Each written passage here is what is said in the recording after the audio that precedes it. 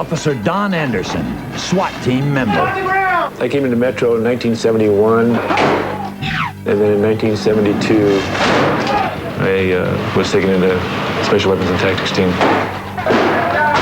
Some of my most memorable events were coming to SWAT in 1972, the SLA shooting in 1974. Concerning the SLA shooting, in 1974, we received information that the SLA was probably heading towards the Los Angeles area. We knew they were a violent organization.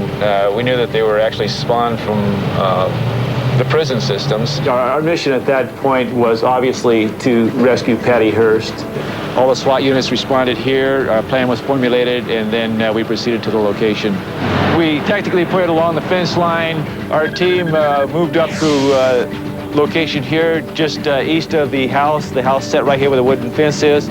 At that point, we determined it was necessary to put a gas team on the west side of the location. I moved across the street to cover their movement. As I moved across the street, there was an old Pontiac parked right here where my police vehicle is now parked.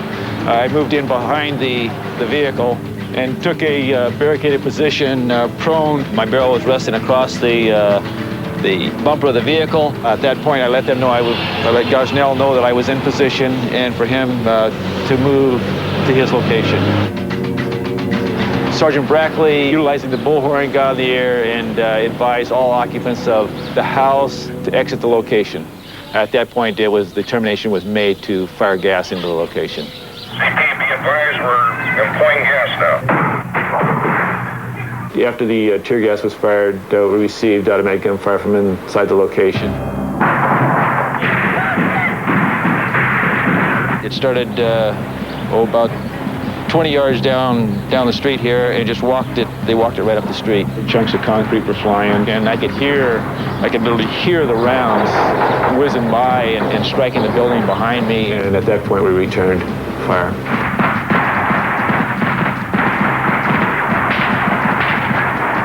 I observed someone in the residence stick a long barrel through the window. There was a large amount of smoke, basically from the weapons themselves being discharged. The barrel would pull the barrel back in, reload, stick it back out, and fire a full magazine of automatic weapon fire. Well, about halfway through the incident, I ran out of ammunition at the time. We didn't carry a whole lot because we never expected anything of this magnitude to happen. I was across the street and kind of isolated away from everybody, so I had asked them to throw me some ammunition, which they did. It landed about 10 feet from the car that I was behind. As I started to reach out and grab it, the whole street lit up. At that point, I drew back and I yelled to Galindo, throw him a little closer this time. And he actually did. He threw him over the vehicle and basically landed on top of me here, and I was able to reload.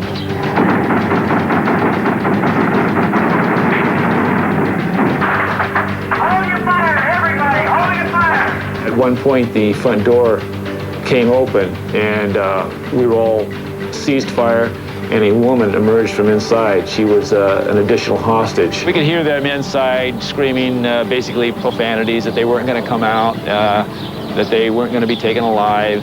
During the gun battle, the house apparently was set on fire through, I think it was later determined they had numerous Molotov cocktails, and maybe one of the rounds struck one of the Molotov cocktails. There was gas cans found inside, also gas lines that were severed.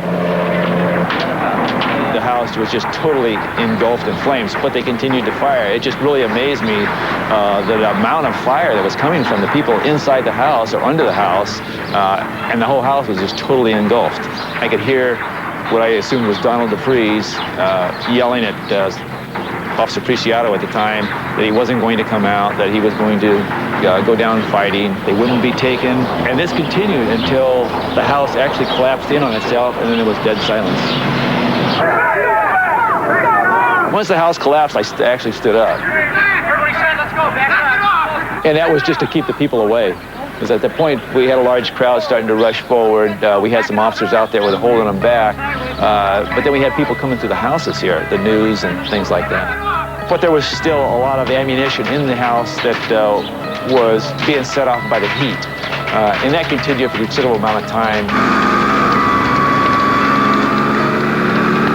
Yeah, I was very proud to be part of the SWAT team back in 1974, and I'm extremely proud to be a member to this date. I think the officers have gotten better. Our training is much better now. Our equipment is much better now. But we had a bunch of real good guys working back then, and we got a bunch of real professional officers working now.